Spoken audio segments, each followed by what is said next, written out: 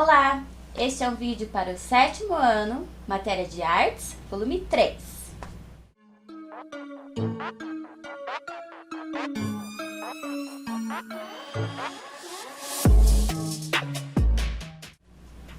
Eu sou a professora Júlia e hoje vamos falar sobre grafite. Bem, nas últimas 2 aulas vimos sobre o hip hop e a arte na rua. Vimos que no movimento do hip hop, o grafite é um dos pilares para o movimento acontecer. O grafite ele trouxe a parte das artes visuais para o hip hop. Também queria lembrar o que conversamos na aula passada, a aula de arte na rua, quando conversamos sobre a arte da instituição, a arte de museu e a arte que está na rua, a arte marginalizada.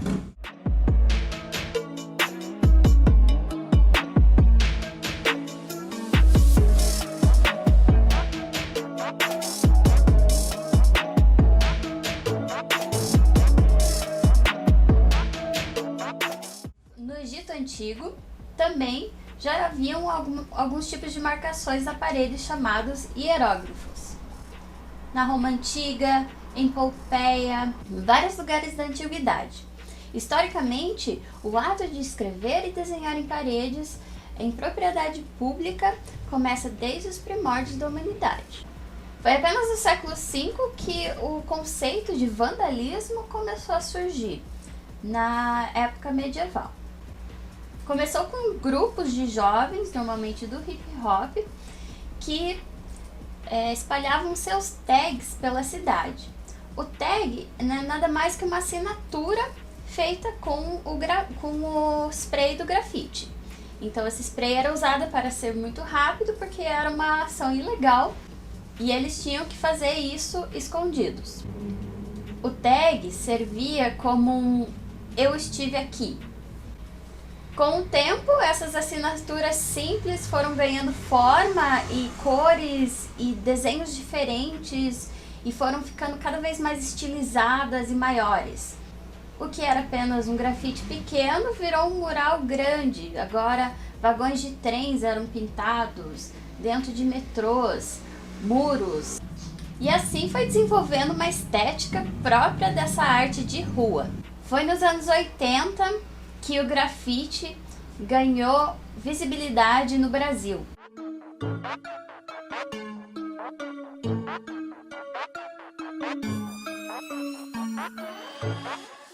Esse estilo popularizou tanto no Brasil que artistas de rua, como os Gêmeos de São Paulo, acabaram também achando um espaço no museu.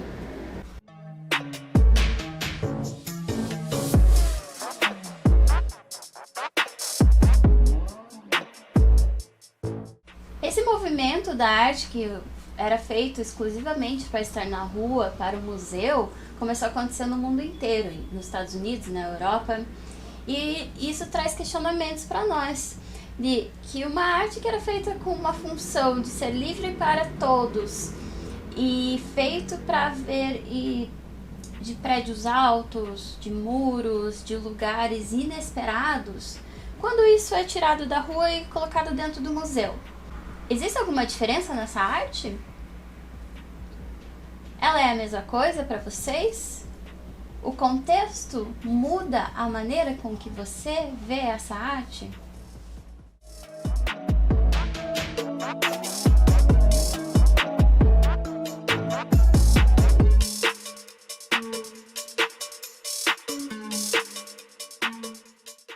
Também é interessante pensar que uma arte que nasceu da ilegalidade ser aceita por instituições como museus de arte e galerias.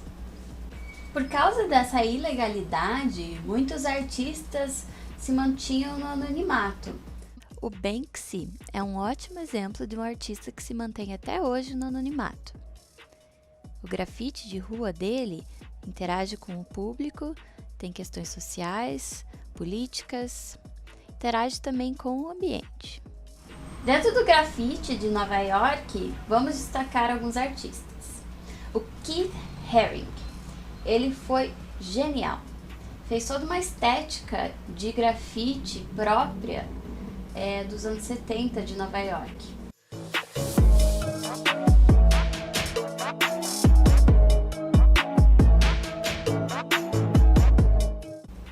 Ele começou pintando os quadros negros que tinham nas estações de metrô, que na verdade eram espaços vagos para propaganda. Ele usava giz branco, então era algo que ia sair naturalmente. Ele fazia seu desenho rápido e saía.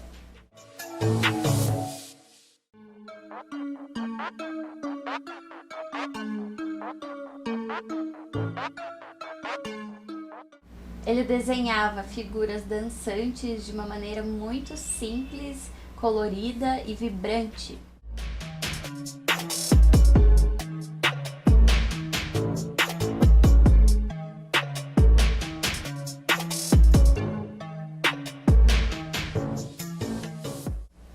Em pouco tempo, a arte dele, que era ilegal, ficou extremamente popular e famosa no mundo inteiro. Tanto que ele pintou um mural no Muro de Berlim. O Keith Haring trabalhou com vários artistas famosos da época, como Madonna, Grace Jones. Ele também era um ativista LGBT, que em Nova York, nos anos 70 e 80, tinha pouca representação na mídia. Outro artista que vale a pena a gente estudar um pouco seria o Jean-Michel Basquiat. Diferente do Haring, ele não estudou em universidade de arte.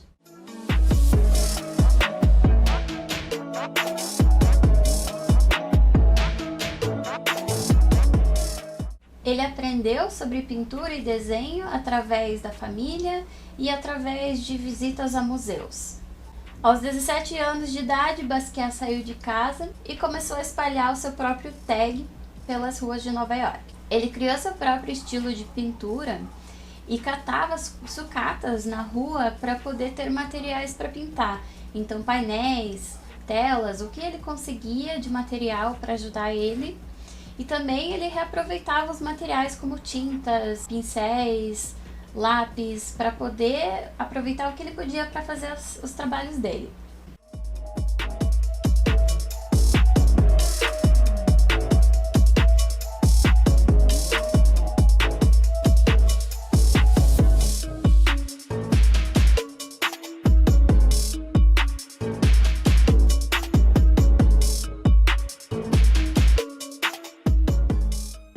Basquiat amava a anatomia.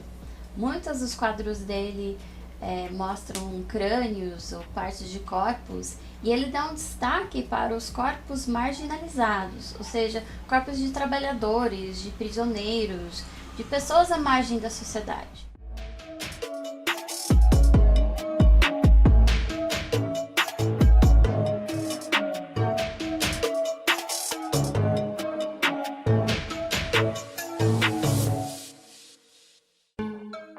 A arte dele, que trouxe à tona questões sociais e raciais, fez um sucesso tremendo e ele virou milionário em poucos anos. Hoje no Brasil, temos uma clara diferença do que é considerado grafite e o que é considerado pichação. Normalmente pichação são letras escritas e feitas de forma ilegal.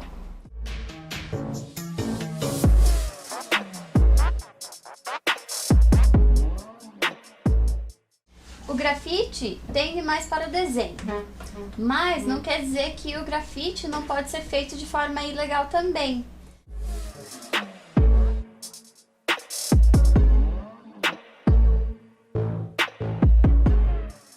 Para diferenciar o que seria o grafite da pichação, é mais pela essa questão estética mesmo. Então, de certa forma, a gente pode pensar que o grafite nasceu a partir da pichação.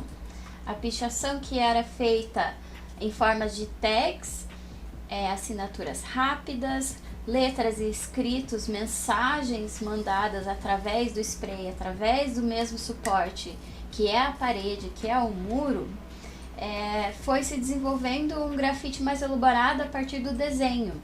E quando há autorização do proprietário do muro ou da parede, espaço público, o artista tem mais tempo e pode se dedicar para fazer um trabalho realmente espetacular. Enquanto, quando é a pichação, algo ilegal, a pessoa tem que ser muito rápida e acaba só transmitindo aquela mensagem que ela precisa transmitir na hora. Para a gente entender um pouquinho melhor sobre a diferença do grafite e da pichação, eu trouxe essa imagem. Apenas olhando para o desenho, vocês conseguem identificar o que seria um grafite e qual seria a pichação?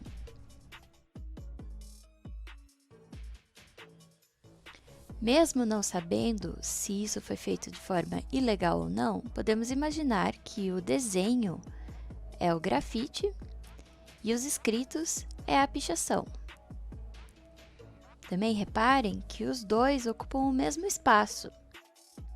Ou seja, os dois estão no mesmo prédio com o mesmo suporte. Bem, agora que entendemos um pouquinho mais sobre a estética do grafite, entendemos também sobre a diferença do que é a pichação e o que seria o grafite, vamos para a nossa atividade? Dentro da história do grafite, muitas fontes e tipografias foram criadas especialmente para a arte de rua. Eu quero que vocês pesquisem os tipos de fontes que vocês encontram dentro do grafite. Vejam as cores, os estilos, ele é pontudo, redondo, ele é gordinho, ele é mais comprido. Escolha o estilo que você gostou mais e escreva o seu nome.